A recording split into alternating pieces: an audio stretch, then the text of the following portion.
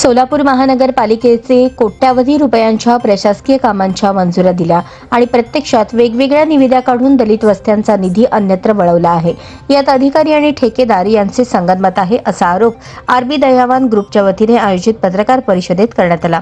विश्वभूषण कांबळे यांनी याबाबत पत्रकार परिषद घेऊन सांगितले। सोलापूर महानगरपालिका यांनी कोट्यवधी रुपयांची प्रशासकीय मंजुरी घेऊन एकाच कामाच्या 2 निविदा काढून लोकशाहीर अण्णाभाऊ साठे नागरी वस्ती सुधारणा योजना व डॉ. बाबासाहेब आंबेडकर विकास योजनेची निधी दुसरीकडे वळवून ठेकेदाराशी हात मिळवणूक करून निकृष्ट दर्जाचे काम करणाऱ्या अधिकारी आणि ठेकेदार यांची सखोल चौकशी करून झालेल्या कामाची पाहणी करून संबंधितांवर अॅट्रॉसिटी ॲक्ट नुसार गुन्हे दाखल करण्यात यावेत। महाराष्ट्र शासनाने 2021 ते 2024 या कालावधीत लोकशाहीर अण्णाभाऊ साठे व डॉ. बाबासाहेब आंबेडकर योजनेसाठी कोट्यवधी रुपये निधी दिला, त्या निधीचा दुरुपयोग झाला आहे। या संदर्भात संघटनेच्या वतीने 2022 पासून माहिती अधिकार अर्ज आणि निवेदन आणि तक्रारी देऊन सुद्धा आस्थागायत या निधीचा त्या भागात मंजूर करून दिले।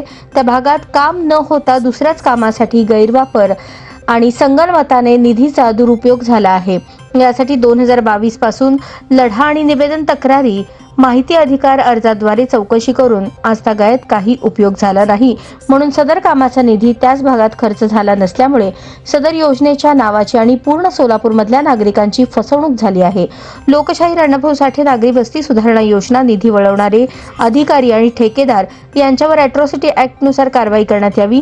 दलित वस्ती निधी योजनेच्या नुकसानीची भरपाई करून ज्या ठिकाणी प्रशासकीय मंजुरी आहे त्याच भागात काम पूर्ण करण्यात यावे। याकरता दिनांक 24 मार्च 2025 रोजी संस्थेच्या वतीने आमरण उपोषण करण्यात येणार आहे। मुकुंदनगर येथील सर्वांनी सार्वजनिक शौचालय दुरुस्ती करण्याकरता 8 लाख रुपयांच्या वर तरतूद असून प्रत्यक्षात त्या ठिकाणी 20,000 रुपयांचेही काम झालेले नाही। सर्व कामाची पाहणी आणि चौकशी करून कारवाई केली जाणार नाही तोपर्यंत उपोषण माघारी घेतले जाणार नाही, याची नोंद घ्यावी। या पत्रकार परिषदेच्या वेळेस रिहान नदाफ, दादा सरबदे, वैभव शिंदे, कांताबाई बनसोडे आदी उपस्थित होते। या ठिकाणी कांताबाई बनसोडे सामाजिक कार्यकर्ते आहेत, वैभव शिंदे आहेत, रिहान नदाफ, दादा सरबदे हे आपल्या संघटनेचे कार्यकर्ते असून यामध्ये सोलापूर महानगरपालिकेने कोट्यावधी रुपयाचा घोटाळा या ठिकाणी केलेला आहे। यामध्ये सन 2021 ते 24 या कालावधीमध्ये लोकशाहीर अण्णाभाऊ साठे यांचे कोट्यावधी रुपये, त्याचप्रमाणे 33 कोटी 66 लाख आणि 22-23 मध्ये 12 प्रशासकीय मंजुरी घेण्यात आलेली आहे। यामध्ये 21 आणि 22चं जर काम बघितलं, लोकशाहीर अण्णाभाऊ साठेचं 33 कोटी 66 लाख 69,928 रुपयाचे जे काम आहे ते पूर्णतः दुसरीकडे वळवण्यात आलेले आहे। सोलापूरमध्ये प्रभाग 26 आहे, 1 ते 26 प्रभागामध्ये जे 102 नगरसेवक होते त्या नगरसेवकांच्या एरियामधले कामं हे आहेत ते लोकशाहीर अण्णाभाऊ साठेचे त्या भागात होणं आवश्यक होतं, परंतु हे पूर्णतः सर्व निधी दुसरीकडे पूर्ण वळवण्यात आलेले आहे। आणि एक प्रकारे पूर्ण नाही का मागासवर्गीय लोकांची आणि पूर्ण सोलापूर शहरांची फसवणूक झालेली आहे।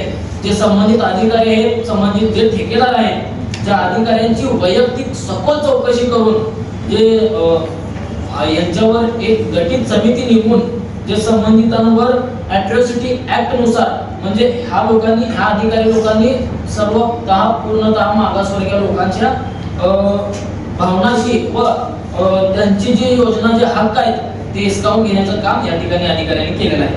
तर त्यांच्यावर अॅट्रॉसिटी ॲक्ट नुसार गुन्हे दाखल झाले पाहिजे अशी आमची प्रथमतः पहिली मागणी आहे।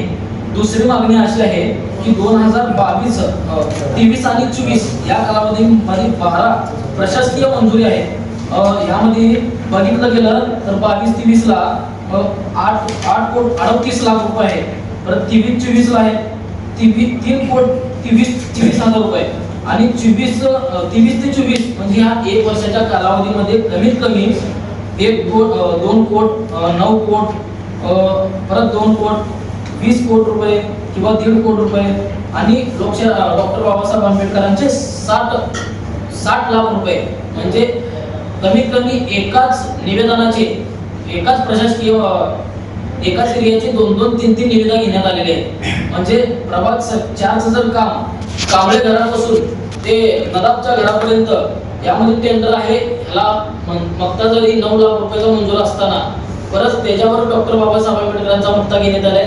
त्याच्यावरच मूलभूत सुविधा आणि नगरोत्थान म्हणजे असे जे कमीत कमी 12 योजना आहेत, ह्या 12 योजनांचं काम या महापालिका प्रशासनाचे आता जे संबंधित असलेले नगर अभियंते अधिकारी हे एकाच निवेदनाचे 4 वेळा म्हणजे एकाचे टेंडर काढून आणि त्याचे पैसे लुटण्याचं काम संबंधित पूर्ण महापालिकेला लुटण्याचं काम हे संबंधित अधिकारी करत आहेत. त्यांची सखोल चौकशी झाली पाहिजे. ते संबंधितांवर त्यांच्यावर गुन्हे दाखल झाले पाहिजे. हे काम 2 ठिकाणी नुकते मंजूर झालेले आहेत, त्याची स्वतः वैयक्तिक पाहणी करण्यात यावी आणि जे पैसे बिल अदा करण्यात आलेले आहेत ते बिल परत वसूल करून प्रशासनाच्या तिजोरीमध्ये भरण्यात यावं आणि जे संबंधित प्रशासनाची फसवणूक केली त्यांच्यावर गुन्हे दाखल करून त्यांना कायमचं जे ठेकेदार आहेत त्यांना ब्लॅकलिस्ट करण्यात यावं. आणि त्याच पद्धतीने दुसरा विषय असा आहे की महापालिकेकडून मुकुंदनगर सार्वजनिक शौचालय करिता 8,41,818 रुपये मंजूर झाले होते. तर त्या ठिकाणी 20,000 रुपयाचंही काम झालं नाही. दुर्दैवाची गोष्ट आहे. तर हे जे संबंधित जे ठेकेदार आहे याची वैयक्तिक सखोल चौकशी झाली पाहिजे. जे 8,41,000 असतात ते देण्यात आले होते ते पूर्णतः वसूल करून नवीन सार्वजनिक शौचालय बांधण्यात यावं. या अशा आमच्या 6 मागण्या आहेत. हे मागण्या जर मान्य नाही झाल्या तर आम्ही उद्याच्या दिवशी सोमवारी 24/3/2025 रोजी अमौन उपोषणाचे हाक आम्ही दिलेले आहे आणि आम्हाला जोपर्यंत हे जेवढे मागणी आहेत ते मान्य होत नाहीत तोपर्यंत आमचं उपोषण हे चालूच राहील आणि जोपर्यंत आम्हाला न्याय मिळणार नाही तोपर्यंत आम्ही काय माघारी घेणार नाही अशी या ठिकाणी मी आवाहन करतो. आणि मी हे सर्व निवेदन विभागीय आयुक्त, उपसचिव नगर आयुक्त, नगर परिषद वरळी मुंबई, महालेखापाल, जिल्हाधिकारी, अधीक्षक अभियंता, समाज कल्याण, पोलीस आयुक्त या सर्वांना मी हे पत्र या ठिकाणी देण्यात आलेलं आहे.